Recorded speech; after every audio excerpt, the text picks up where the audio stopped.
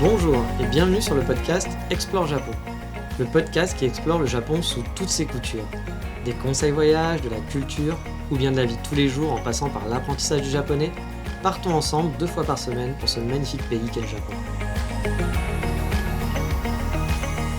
Bonjour à tous, c'est le retour de la grande thématique car oui, pour moi, Japon égale café, coffee shop. Oui, je sais, c'est pas forcément le premier mot avec quoi on associe le Japon, mais j'ai testé tellement de cafés ici que je vais finir par être un historien des cafés japonais. Alors oui, certains diront tu peux pas faire plutôt un guide sur les restaurants, je sais pas, mais vous risquez d'être déçus car je suis pas très bon pour ça et mon argent va principalement dans les cafés, les sucreries que dans des sushis par exemple ou des katsudon, je ne sais pas. Et plus terrible révélation, je vais perdre des auditeurs, je sais, mais bah oui, j'aime pas les sushis. Voilà, j'avoue tout. Je sais, c'est une honte, je vais expier mes fautes aujourd'hui en vous donnant une liste de super cafés sur Tokyo. Alors attention, je ne les compte plus mais j'ai dû tester plus de 50 cafés rien que sur Tokyo.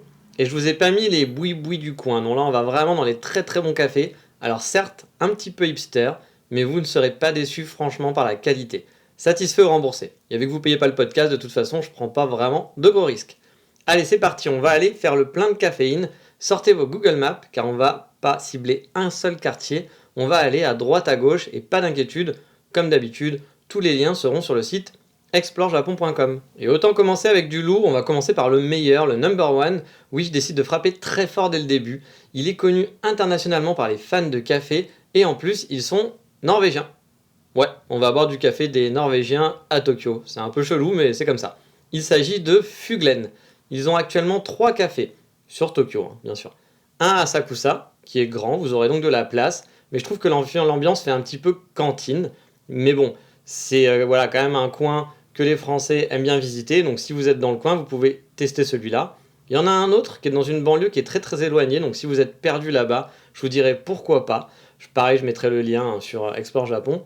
Mais le plus simple pour moi, c'est d'aller au nord de Shibuya, juste en dessous du Yoyogi Koen.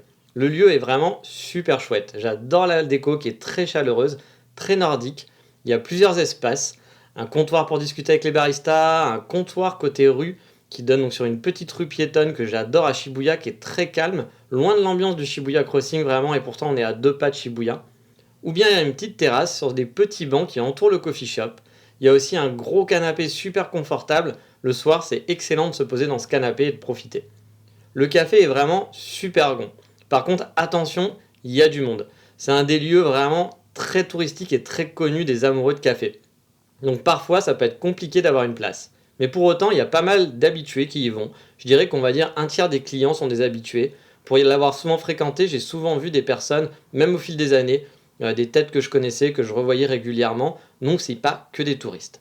Les pâtisseries sont pas mal aussi, mais j'aime beaucoup personnellement leur cinnamon roll, qui est vraiment très très bon, et dont j'en ai déjà parlé dans un précédent podcast, quand j'avais parlé de Yanaka et d'une boulangerie sur Yanaka, parce que c'est eux qui les fournissent. En tout cas, la dernière fois que j'y suis allé, c'était encore eux qui les fournissaient. Et comme je le disais juste un petit peu avant, en plus, si vous avez besoin de doses de caféine le soir, il y en a pour certains qui peuvent en boire tout le temps, ou bien si vous préférez plutôt l'alcool, eh bien c'est ouvert jusqu'à minuit. C'est ouvert de 8h à minuit en semaine et le week-end ça ouvre jusqu'à 2h du matin. Donc c'est vraiment super chouette pour y aller quand on veut. Donc de 8h jusqu'à 2h du mat, c'est quand même super cool. Et je vous conseille, si vous aimez l'alcool, de boire l'umeshu là-bas. Donc c'est un alcool de prune qui est franchement hyper délicieux. En plus le soir, il y a une petite lumière tamisée, il y a beaucoup moins de touristes. Moi, honnêtement, je passe ma vie à Fuglen quand je suis à Tokyo. J'essaye d'essayer d'autres cafés, donc c'est pour ça que je suis pas tout le temps. Mais honnêtement, normalement, j'y vais au moins une fois par jour, que ce soit pour prendre mon café le matin ou pour aller boire un petit coup le soir. Même en solo, franchement, c'est hyper agréable. Moi, j'adore le lieu et j'adore ce coin de Shibuya. Donc oui, honnêtement, c'est mon café préféré dans le monde. Alors désolé pour mon ami Chung Leng s'il écoute ce podcast, qui est propriétaire de l'Hexagone Café à Paris. Tu es le numéro 2 dans mon cœur de caféiné. Mais honnêtement, ouais, alors l'Hexagone Café, je vous le conseille aussi à Paris. C'est vraiment un des meilleurs cafés au monde et le meilleur café de Paris pour sûr au niveau de la qualité du café. Mais voilà, Fuglen pour moi c'est le numéro 1, c'est là où je me sens vraiment le mieux et où j'adore boire un café. Mais allez, continuons notre petit tour des coffee shops. Et pour le prochain, on va rester dans les environs de Fuglen, je suis cool, car je sens que vous allez râler s'il n'y a pas de place. Car oui, l'un des inconvénients de Fuglen, c'est que il est très prisé, en tout cas celui de Shibuya, et du coup, ça arrive qu'il n'y ait pas de place, surtout si vous venez à 3, 4, ça va être compliqué. Si vous êtes tout seul comme moi, vous arrivez toujours un petit peu à vous faufiler dans une place libre. mais ça peut être un petit peu tendu. Après, vous pouvez prendre du takeaway, bien entendu. Mais tout proche, il y a deux autres coffee shops qui s'appellent Coffee Supreme et Café Rostro qui sont à moins de 2 minutes. Personnellement, je suis pas super fan de ces deux-là, même si je sais que Coffee Supreme est apprécié par pas mal de monde. Moi, personnellement, je suis pas un grand fan. Mais je vous mettrai quand même les liens Google Maps sur l'article Export Japon, ça c'est si vraiment vous voulez pas marcher très loin. Mais si vous voulez prendre un peu la peine de marcher quelques minutes de plus, on peut aller jusqu'à Paddler's Coffee, qui est un peu plus au nord de Fouglen. En plus, la balade dans les quartiers résidentiels et une vieille rue commerçante est plutôt chouette, moi j'aime beaucoup. Et Paddler's, l'avantage, c'est qu'il y a de la place. C'est un café qui est assez grand, ce qui est quand même assez rare à Tokyo, les bons coffee shops qui ont beaucoup de place assise, parce qu'effectivement vous allez pouvoir trouver de la place dans les Starbucks ou autres chaînes, mais dans les coffee shops plus petits, souvent voilà, les prix des loyers je pense n'aidant pas, il n'y a pas beaucoup de place. Mais là dans Paddlers, mine de rien, c'est pas énorme, mais il y a de la place assise. Donc dans ce café vous avez une super terrasse par beau jour qui peut être vraiment chouette. Bon après, le problème c'est qu'à Tokyo ou au Japon, l'été il peut faire chaud quand vous êtes en terrasse, mais bon, ça peut être quand même assez agréable. C'est en plus dans un quartier hyper résidentiel, c'est au calme, perso moi j'adore me poser là-bas. La dernière fois que j'y suis allé, il y avait même un hot dog à manger qui était une tuerie. Le pain venait d'une pizzeria voisine, j'ai vraiment pris mon pied avec ce simple hot dog et un café. C'est vraiment une solution de repli super chouette si Fuglen est plein. Et on continue la balade, cette fois-ci dans un autre quartier très touristique, c'est Nakameguro. Là vous avez le fief d'un autre roaster qui est très connu à travers le Japon et qui est un aussi de mes coffee shops préférés à Tokyo. Il s'agit de Onibus Coffee. Il existe plusieurs Onibus là aussi. Il y en a trois si je dis pas de bêtises. Il y en a un à Nakameguro, un autre tout petit mais très mignon qui est à Okusawa et dont je vous avais déjà parlé dans l'épisode où on passait une journée à Jugaoka. Et ils en ont ouvert un beaucoup plus grand dans une autre banlieue à Yakumo. Je ne l'ai jamais testé, à vrai dire, je ne sais même pas où est exactement Yakumo, mais il a l'air vraiment chouette et il est forcément dans ma to-do list lors de mon prochain passage sur Tokyo, ça me donnera une bonne excuse pour visiter ce quartier. Mais la vie est faite de choix et aujourd'hui je vais vous parler du plus connu, celui de Nakameguro. Il se situe au final pas très loin du canal. Là, le canal qui est très connu si vous avez un peu feuilleté vos guides touristiques, où il y a tous les sakuras que vous avez forcément déjà vus en photo. Les sakuras, donc, qui sont les cerisiers en fleurs.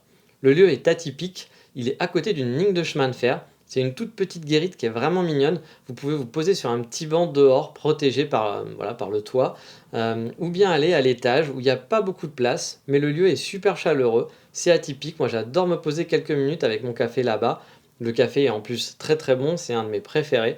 Donc si vous n'êtes pas très loin de Nakameguro, n'hésitez pas à aller à Onibus, car vous serez sûrement pas déçus. Mais je sais, je vous connais, pas très loin, il y a une autre attraction qui vient d'ouvrir, enfin qui a ouvert l'année dernière, il y a un peu moins d'un an maintenant, et vous allez avoir envie d'aller prendre un café là-bas, j'en suis sûr.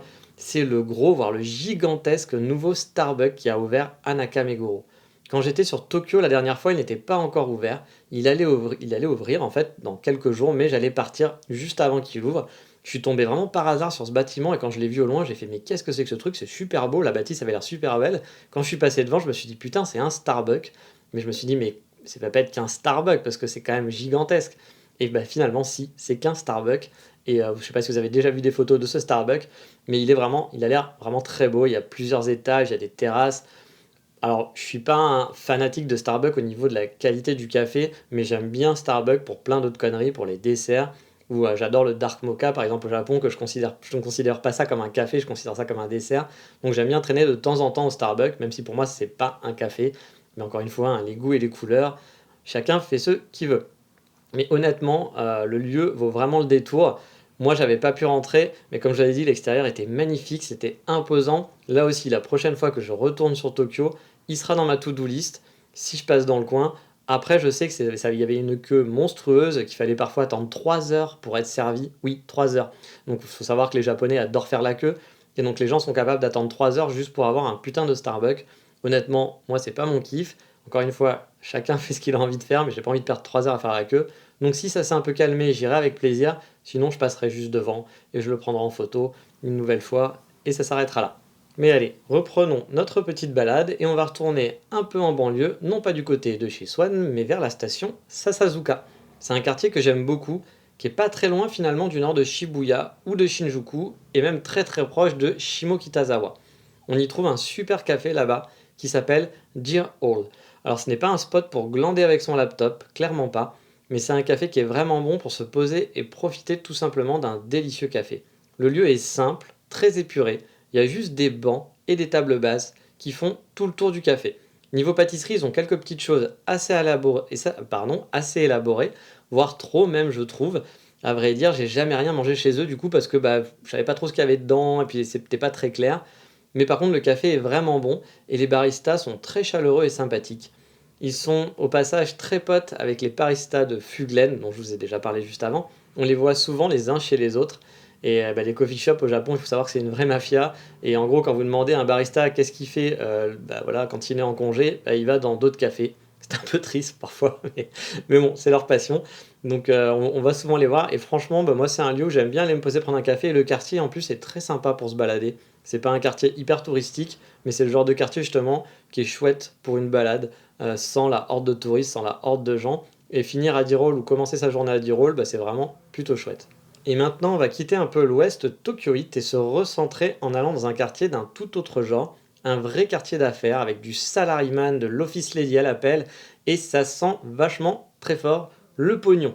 Alors oui, c'est pas le coin le plus touristique de la ville à vrai dire, mais vous êtes vraiment là centrale. C'est juste au nord du palais impérial et à l'ouest du quartier de Kanda, un quartier connu pour ses bouquinistes et autres marchands de musique entre autres, donc aussi pas très loin d'Akihabara. Donc voilà, vous avez suivi un petit peu, vous localisez, c'est très central.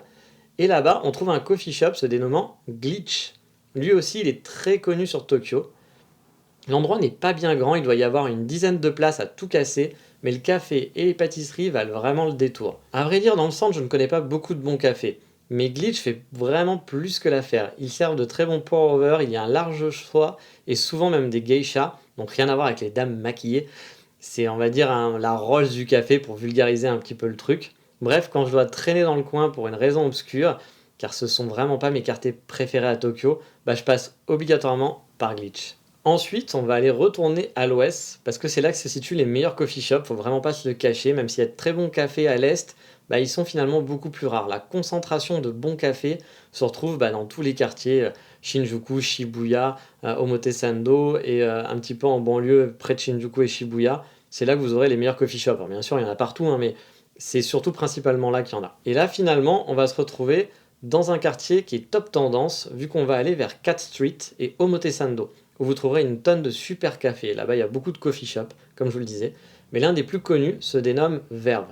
Ils en ont trois à vrai dire. Le plus connu, c'est celui qui est dans la gare de Shinjuku. Bon, il n'est pas dans les sous-sols, je vous le rassure, il est sur la plateforme aérienne qui est très centrale. Alors, il est pratique, certes, mais honnêtement, c'est pas l'endroit le plus fun, car vous vous en doutez, il y a du monde, il y a du passage. La gare du Shinjuku étant, si je dis pas de bêtises, une des plus grandes gares du monde, ça reste quand même compliqué, pas forcément hyper agréable de se poser là-bas. C'est pas l'endroit le plus cool pour se poser, on va dire. Mais heureusement, il y a d'autres verves qui existent, et donc si vous voulez un peu plus de tranquillité, vous avez le Verve d'Omotesando. C'est un quartier fashion et très chic à Tokyo. Il est en demi-sous-sol, pas très grand, mais très mignon, dans une petite maison. Et là aussi, vous pouvez manger des gaufres en buvant un bon café. En plus, les baristas sont super sympas. Et la petite anecdote marrante par rapport à ça, la première fois que j'y suis allé, j'ai dû donner mon prénom. Parce que voilà, ils avaient un genre d'iPad où il fallait donner son prénom. Je sais pas trop à quoi ça sert, mais un peu comme au Starbucks, comme vous devez donner votre prénom. J'y suis retourné une semaine après, et là le barista m'avait reconnu et m'appelait par mon prénom. J'ai vraiment halluciné, surtout vu le monde qui passe là-bas, je sais pas comment il a réussi à se souvenir de moi. Mais attendez, c'est pas fini, j'y retourne quelques mois après, et rebelote, le mec se souvient de moi. Alors que moi, honnêtement, non, c'est la grosse loose. Moi, je ne me rappelle jamais des prénoms, j'ai toujours du mal avec ça. Et là, il m'appelle par mon prénom direct. J'étais un peu sur le cul avec la mémoire qu'il avait. Enfin, j'ai pas mal discuté avec eux et ils sont vraiment très sympathiques. Et j'en avais déjà parlé dans l'émission sur Kamakura, mais si vous allez à Kamakura, il y a aussi un verve, et le le verve de Kamakura reste mon préféré. Il est vraiment grand, spacieux, il est cool, le cheesecake était à tomber, et l'équipe était super fun aussi. Franchement, à Kamakura, c'était l'endroit où j'adore me poser, et donc c'est aussi un verve. Mais sinon, dans un autre quartier très connu, donc Shinjuku, le meilleur coffee shop pour moi, c'est, on va dire 4/4 ou 4 and 4, je ne sais pas, Season Coffee. Eux, je crois qu'ils l'appellent aussi All Season Coffee, qui se trouve un peu à l'écart du centre névralgique de Shinjuku et de sa gare. C'est dans une rue beaucoup plus calme que se trouve le café. Alors une rue qui est pas toujours très propre, parce que je pense qu'il y a des boîtes ou des choses comme ça et des restaurants, donc c'est pas le Tokyo propre que vous allez trouver, mais voilà, c'est quand même agréable de se promener là-bas. Il y a encore quelques années, quand j'y suis allé pour la première fois, il y avait vraiment pas grand monde, c'était super simple de s'y poser, et depuis je ne sais pas ce qui les a fait connaître, mais il y a des tonnes de locaux et de touristes qui font la queue même parfois pour y aller. Alors bon, c'est pas tout le temps le cas, moi je l'ai vu parfois, en fait, j'ai pu y aller de temps en temps où il n'y avait pas trop de monde, et il y a des fois où j'ai voulu y aller où c'était blindé, donc ça se retente. J'ai peur qu'avec le temps, ça soit de pire en pire, hein. Mais si vous êtes dans le coin, vous pouvez essayer de le tenter. C'est un très bon café. Le lieu, honnêtement, en plus, n'a rien d'extraordinaire. Mais comme je vous le disais, on y va pour la qualité du café et les pâtisseries principalement. C'est définitivement le meilleur de Shinjuku avec Verves. Mais bon, encore une fois, boire un café dans la gare blindée, j'avoue, c'est pas vraiment mon truc. Même si le coffee shop de Verves dans la gare est assez agréable, être dans la gare, je sais pas. Moi, ça, c'est pas trop mon kiff. Même si on n'est pas en sous-sol, hein, mais c'est pas trop mon kiff. Et pas très loin, si vous voulez enchaîner en plus, donc à côté de ce coffee shop, All Season, vous avez le meilleur burger du monde, enfin en tout cas pour moi, voire le meilleur burger du Japon, ça c'est sûr. Et ça s'appelle Chatty Chatty. C'est une adresse qui est très connue des francophones, vous la connaissez peut-être déjà même. Il est pas rare de voir des tonnes de Français dans ce petit resto. Et même s'il faut être honnête, ça me saoule d'être dans un resto rempli de touristes et surtout rempli de gens qui vont parler français autour de moi où j'ai pas l'impression d'être au Japon. Les burgers sont tellement une tuerie que je fais une exception à mes principes à la con. Quand je suis sur Tokyo, je vais manger au moins une fois là-bas, mais ça peut m'arriver même d'y aller par exemple sur une semaine 4 ou 5 fois donc pendant la semaine. Donc comme vous pouvez voir, j'adore vraiment ce burger, il est délicieux, c'est vraiment un des meilleurs burgers que j'ai mangé et je regrette tellement de ne pas avoir un équivalent à Kyoto, mais peut-être que mon porte-monnaie voilà, le regrette pas parce que sinon je pense que je serais ruiné, j'irais manger des burgers tous les soirs. Car oui, honnêtement, je suis pas un grand fan de Shinjuku, c'est pas mon quartier préféré, je déteste pas, mais je sais qu'il y a plein de gens qui adorent sortir à Shinjuku. Moi, c'est pas trop mon kiff. Peut-être parce que je connais pas assez bien, je ne sais pas, mais en tout cas, moi, c'est pas mon quartier préféré. Je suis plus Shibuya et la banlieue de Shibuya, ou Nakameguro, des choses comme ça. Mais du coup, Shinjuku, j'y vais quand même de temps en temps, à cause principalement de Chatty Chatty. Et du coup, All Seasons, c'est mon café de référence qui est dans le coin et qui est vraiment à 5 minutes à pied ou 10 minutes à pied, grand max. Voilà, pour un premier tour de bon café, on a fini pour aujourd'hui. Mais vous vous doutez bien qu'à Tokyo, c'est très grand, qu'il y a beaucoup de coffee shops et que forcément, j'ai encore plein de bons coffee shops à vous proposer dans des quartiers totalement différents. Il y aura une partie 2 qui arrivera, peut-être même une partie 3, je ne sais pas encore. Mais en attendant, il est temps de passer tout de suite au coup de cœur du moment.